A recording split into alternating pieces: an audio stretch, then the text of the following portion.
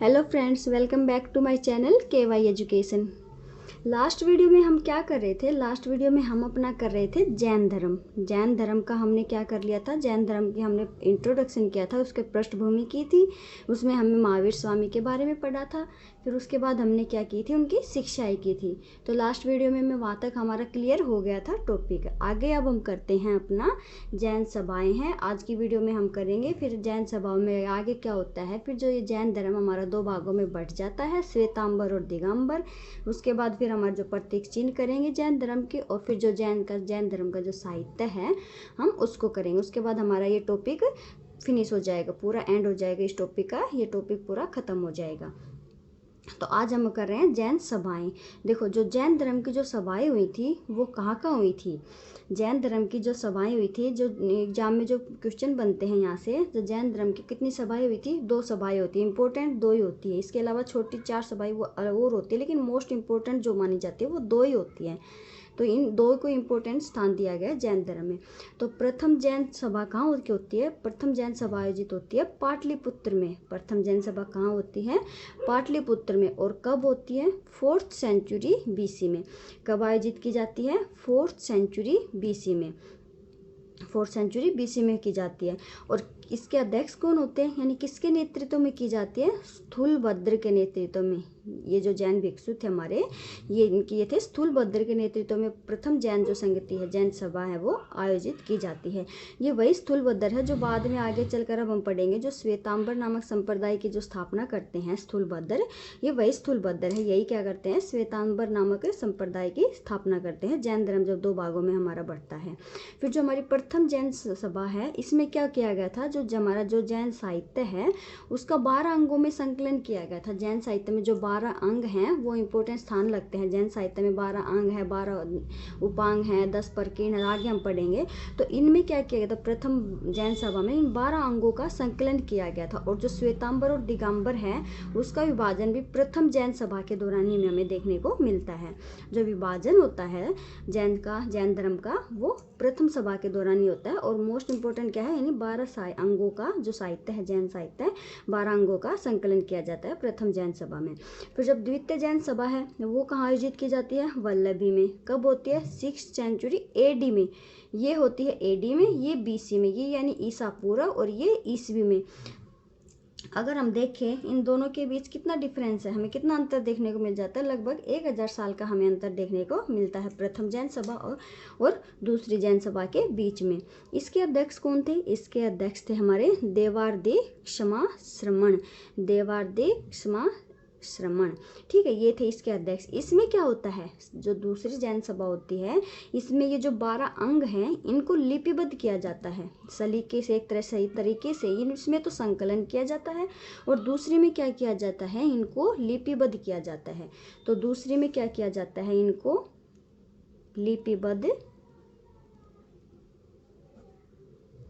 इनको क्या किया जाता है? लिपिबद्ध किया जाता है दूसरी जैन सभा के दौरान।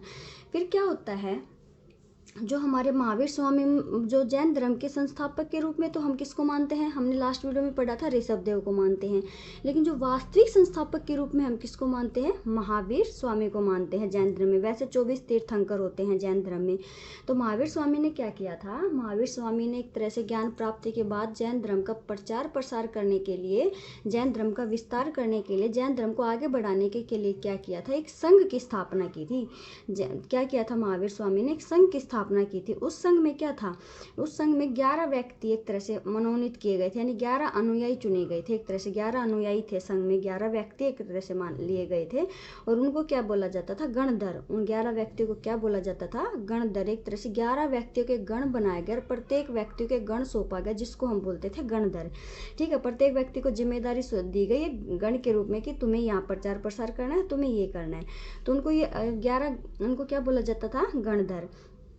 फिर क्या होते हैं? जो 11 गणधर होते हैं ना, उनमें से जो 9 गणधर होते हैं, यानी उनकी मृत्यु तो कब हो जाती है? महावीर से पहले ही हो जाती है। 9 गणधरों की मृत्यु कब हो जाती है? महावीर स्वामी से पहले ही हमें देखने को मिलती है। फिर जो 10वां है उसकी मृत्यु कब हो जाती है? महावीर के जस्ट थोड़े दिन बाद ही, जैसे महावीर की मृत्यु के तुरंत बाद ही जो 10वां गणधर है उसकी मृत्यु हो जाती है। फिर बचा कौन? बचा एक। फिर जो एक अनुयायी जो बचता है, एक गणधर, वही क्या होता है, एक तरह से महावीर स्वामी के बाद धर्म गुरु लगा लो, या फिर बाद में जो उस गद्दी पर जो बैठता है वो कौन होता है? सुधर्मन। प्रथम धर्म गुरु भी हम बोल सकते हैं इसको। और जी कौन था ये? सुधर्मन। यही क्या बैठा ना, सॉरी, इसके ये एक तरह से गद्दी पर बैठा दिया गया महावीर स्वामी के बाद। इस धर्म को क्या किया गया? जो जैन धर्म की जो प्रचार प्रसार की जिम्मेदारी है वो किसको सौंपी गई? सुधर्मन को। तो यही एक बचा था, तो इसी के हाथ में क्या था? जैन धर्म का प्रचार प्रसार करने की जिम्मेदारी सौंपी गई सुधर्मन को। फिर ये क्या होता है?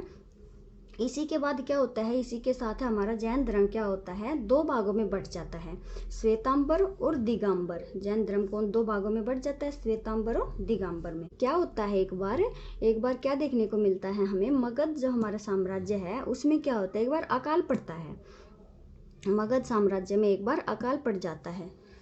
तो वहां पर क्या है, जो हमने अभी ऊपर पढ़ा था, जो स्थूलभद्र है वो करते हैं श्वेतांबर संप्रदाय की स्थापना, और जो दिगंबर संप्रदाय की स्थापना करते हैं वो करते हैं भद्रबाहु। तो अकाल पड़ता है, तो उस टाइम पे भद्रबाहु क्या करते हैं? अपने भिक्षु यानी अपने अनुयायियों को लेकर क्या चले जाते हैं? दक्षिण भारत में श्रवण बेलगोला चले जाते हैं, यानी दक्षिण भारत चले जाते हैं अकाल पड़ने की स्थिति में।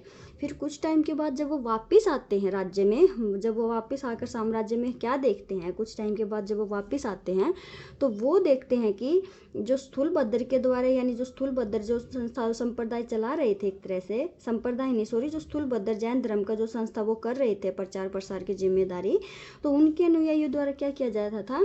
सही नियमों का पालन नहीं किया जा रहा था। एक तरह से जो महावीर स्वामी के द्वारा जो जैन धर्म के जो नियम कानून बनाए गए थे, उपदेश शिक्षाएं, उनका पालन नहीं हो रहा था। एक तरह से उनमें क्या देखने को मिलता था? परिवर्तन देखने को मिला। इन्होंने, भद्रबाहु ने क्या देखा?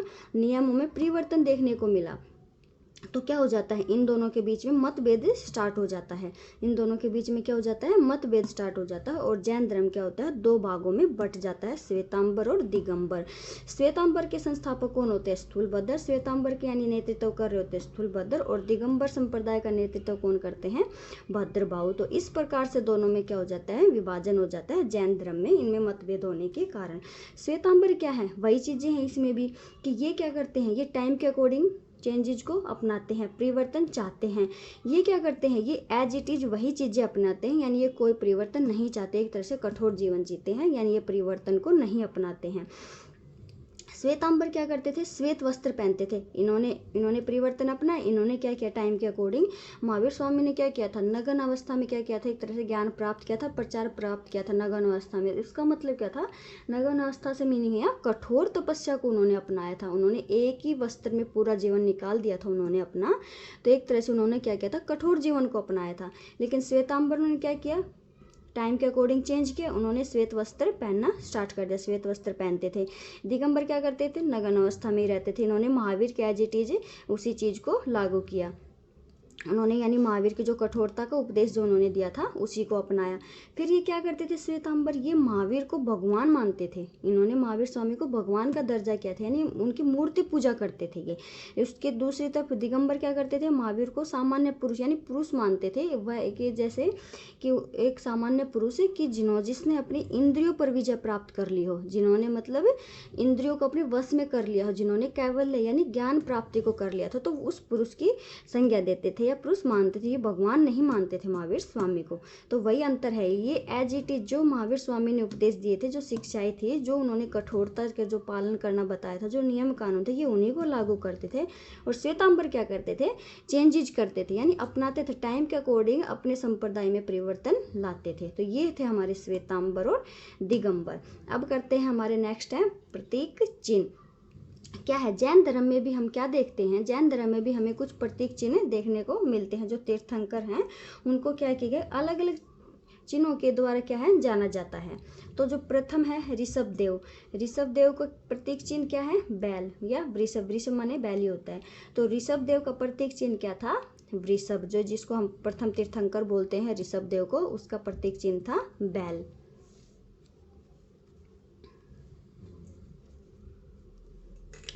फिर है सेकंड है अजीतनाथ। ये वैसे भी जो सेकंड तीर्थंकर है वही हैं अजीतनाथ। इनको हमने पढ़ा नहीं था क्योंकि इतने इंपॉर्टेंट नहीं माने जाते हैं। इंपॉर्टेंट है बस जो प्रथम तीर्थंकर 22वें, 23वें और 24वें। तो अजीतनाथ क्या थे, सेकंड तीर्थंकर ही थे। तो अजीतनाथ को का प्रतीक चिन्ह क्या दिया गया है जैन धर्म में, हाथी। अजीतनाथ को हाथी। फिर है पार्श्वनाथ जो 23वें तीर्थंकर थे, महावीर स्वामी, इसके बाद महावीर स्वामी थे 24वें, और इन दोनों के बीच में कितना टाइम पीरियड का अंतर देखने को मिलता है हमें, 250 वर्ष इन दोनों के बीच अंतर है। पार्श्वनाथ का प्रतीक चिन्ह क्या है, सर्प यानी सांप। और महावीर स्वामी को क्या प्रतीक चिन्ह दिया गया, सिंह का। महावीर स्वामी को क्या प्रतीक चिन्ह दिया गया, सिंह का। अब आगे आते हैं हमारा जैन साहित्य। अब हम करेंगे जैन साहित्य।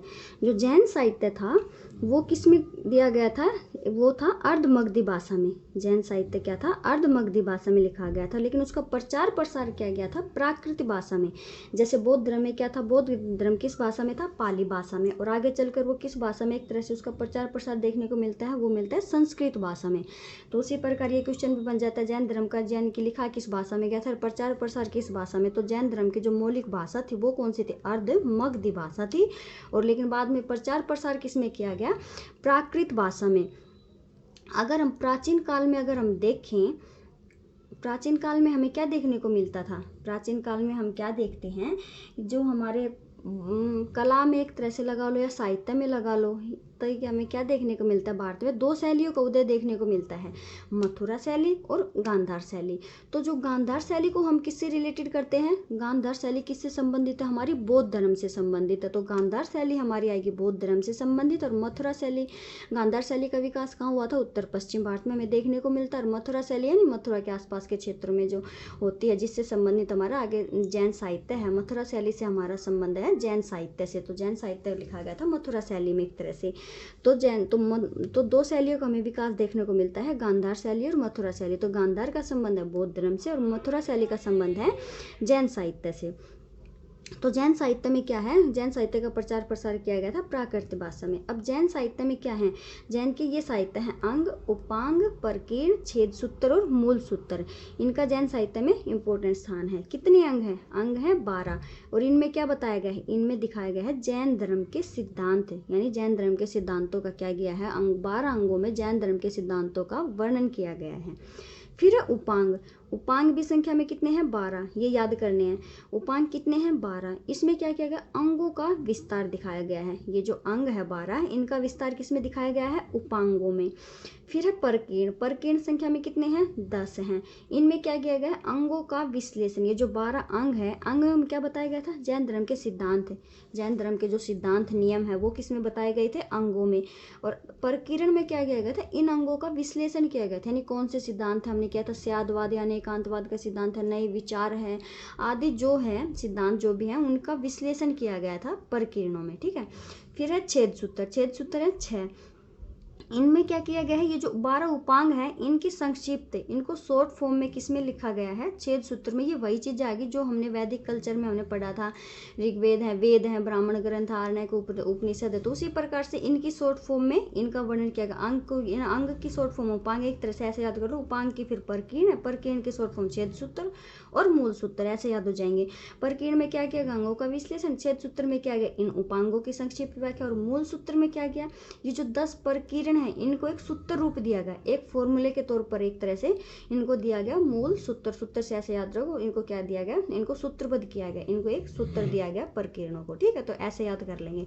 तो अंग कितने हैं, संख्या में 12 है, उपांग है 12 है, उपांग भी 12 है। फिर है परकीर्ण। परकीर्ण कितने हैं, 10 हैं। और छेद सूत्र हमारे हैं 6 और मूल सूत्र कितने हैं, 4। इन सभी साहित्यों को क्या बोला जाता है, जैन धर्म में आगम कहा जाता है। इन जैन धर्म में जैन साहित्य के जो 12 अंग है, उपांग हैं, इनको क्या बोला जाता है, इनको बोला जाता है आगम। ये क्वेश्चन भी कई बार पूछ लिया जाता है, जैन साहित्य को क्या जैन धर्म में क्या बोला जाता है, इनको आगम भी कहा जाता है। फिर और साहित्य दूसरा हमारा एक और है भगवती सूत्र। कौन सा है, भगवती सूत्र। अब भगवती सूत्र में हमें क्या देखने को मिलता है, भगवती सूत्र में हमारा क्या आएगा, भगवती सूत्र में हमें महावीर की जीवनी के बारे में पता चलता है। महावीर की जीवनी का वर्णन किया गया है। तो महावीर स्वामी के बारे में हमें कहाँ से पता चलता है, वो भगवती सूत्र से हमें देखने को मिलता है। और इसके अलावा हमें जो हमारे 16 महाजनपद हैं, वो हमने पहले थोड़ा इनको वैदिक कल्चर में हमने इनको पढ़ा था कि जन से क्या बना था हमारा जनपद। जब आर्य आते हैं भारत में से सिंधु नदी के चारों ओर, तो वो एक जन, एक कबीले के रूप में आते। फिर जन से हमारा क्या बना था, जनपद बना था। फिर जनपद से हमारे आगे चलकर क्या बन जाता है, महाजनपद। तो जो 16 महाजनपद अब हम आगे पढ़ेंगे तो उनका वर्णन हमें कहाँ देखने को मिलता है, वो हमें भगवती सूत्र से भी पता चलता है 16 महाजनपदों के बारे में। तो ये था भगवती सूत्र में महावीर स्वामी की जीवनी का वर्णन है। जीवनी के बारे में हमें, जीवन के बारे में हमें पता चलता है। और इसके अलावा हमें 16 महाजनपदों के बारे में भी भगवती सूत्र से हमें पता चलता। फिर है कल्प सूत्र, फिर है नेक्स्ट है कल्प सूत्र। ये भी इम्पोर्टेंट है। कल्प सूत्र, इसकी रचना किसके द्वारा की गई थी, इसकी रचना की गई थी भद्रबाहु के द्वारा। वही भद्रबाहु जो दिगंबर संप्रदाय के संस्थापक माने जाते हैं। ये वही भद्रबाहु हैं जो दिगंबर संप्रदाय के संस्थापक के रूप में जाने जाते हैं या माने जाते हैं। तो यह कल्पसूत्र, कल्पसूत्र में किसका वर्णन किया गया, एक तरह से हमें कल्पसूत्र से हमें किसके बारे में पता चलता है, कल्पसूत्र से हमें जो 24 तीर्थंकर हैं महावीर के बारे में तो हमें भगवती सूत्र से पता चला, और जो बाकी तीर्थंकर हैं उनका हमें पता चलता है कल्पसूत्र से, यानी उनकी जीवनी के बारे में हमें पता चलता है कल्पसूत्र से। और इसके अलावा इसमें जो जैन भिक्षु हैं उनके लिए जो नियम बनाए गए हैं, कानून बनाए गए हैं, जो हमने 11 गणधर पढ़े हैं। महात्मा महावीर स्वामी ने संघ की स्थापना की थी, उन्होंने 11 बताए थे। उन्होंने 11 व्यक्ति अनुयायियों को, 11 व्यक्तियों का अनुभव किया था, 11 व्यक्तियों को मनोनीत किया था। तो उनको क्या बोला जाता था, गणधर बोला जाता था। तो उनका भी हमें वर्णन कहाँ से मिलता है, कल्पसूत्र से हमें देखने को मिलता है। फिर आते हैं साहित्य के अलावा हमारी जो कला है थोड़ी सी, वो भी देख लेते हैं। कला अभी हमने पढ़ा मथुरा शैली। मथुरा शैली को हम किससे रिलेटेड करते हैं, जैन साहित्य से। और गांधार शैली को हम किससे करेंगे, बौद्ध धर्म से। तो ये क्वेश्चन याद रखना है, गांधार शैली किससे संबंधित, हमारी बौद्ध धर्म से है, और मथुरा शैली से हमारी किससे है, जैन धर्म से। फिर और क्या हुआ था, जैन धर्म के लिए जो मंदिर बनाए गए थे, जैन धर्म के लिए जो मंदिर बनाए गए थे वो देखते हैं। उसमें प्रमुख है खजुराहो के मंदिर। देखो खजुराहो के मंदिर क्या था, हिंदू धर्म में भी हमें देखने को मिलते हैं और जैन धर्म में भी हमें देखने को मिलता है। एक तरह से कला का विकास क्या है, यहाँ क्या है, कला का यानी किस शैली में और मंदिरों का निर्माण करवाएगा, कौन कौन से मंदिर हमें देखने को मिलते हैं इस धर्म से संबंधित, तो वो है हमारी कला। तो खजुराहो के मंदिर, खजुराहो के मंदिर हिंदू धर्म में भी है। खजुराहो के मंदिर कहाँ, खजुराहो कहाँ है, मध्य प्रदेश में। और ये किसके द्वारा बनवाए गए थे, चंदेल शासकों के द्वारा। जो खजुराहो के मंदिर थे वो किसके द्वारा बनवाए गए थे, चंदेल शासकों के द्वारा। खजुराहो के मंदिर क्या है, हिंदू और जैन धर्म दोनों धर्मों से रिलेटेड है। क्वेश्चन अकबर एग्जामिनर पूछ लेता है ये क्वेश्चन ऐसे कि जो खजुराहो के मंदिर है वो किससे संबंधित है, हिंदू धर्म से या जैन धर्म से, तो वो दोनों ही ऑप्शन देगा। तो एक तरह से हमारे क्या आएगा, ये दोनों ही धर्मों से संबंधित है, हिंदू धर्म से भी संबंधित है और जैन धर्म से भी संबंधित है। कहाँ है खजुराहो, है मध्य प्रदेश में। और इनका निर्माण किसके द्वारा करवाया गया था, चंदेल शासकों के द्वारा।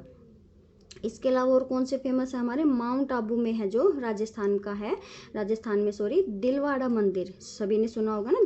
दिलवाड़ा के मंदिर कौन से, वो किससे संबंधित है, वो हमारे जैन धर्म के ही मंदिर है। दिलवाड़ा के मंदिर माउंट आबू राजस्थान में, दिलवाड़ा का मंदिर वो किससे संबंधित है, हमारे जैन धर्म से संबंधित है।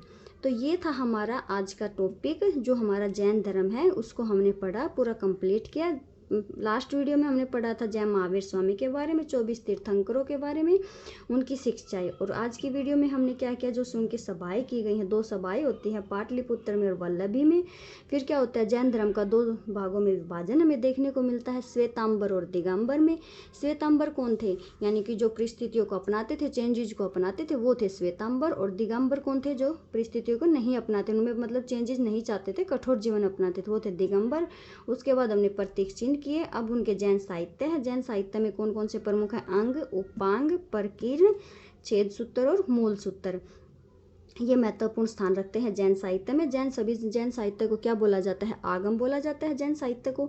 और 2 प्रमुख कौन से, भगवती सूत्र। भगवती सूत्र में हमें पता चलता है महावीर की जीवनी, और कल्प सूत्र में हमें पता चलता है और अन्य तीर्थंकरों के बारे में और भिक्षुओं के लिए जो नियम कानून बनाए गए हैं वो। जैन धर्म की कौन सी शैली है, मथुरा शैली, और फेमस मंदिर है खजुराहो के मंदिर और माउंट आबू का जो दिलवाड़ा मंदिर है ये। तो ये था हमारा जैन धर्म का टॉपिक। आई होप फ्रेंड्स आपको ये टॉपिक अच्छे से क्लियर हो गया होगा। अगर वीडियो पसंद आए तो वीडियो को लाइक ज़रूर करना। Okay, thank you, bye.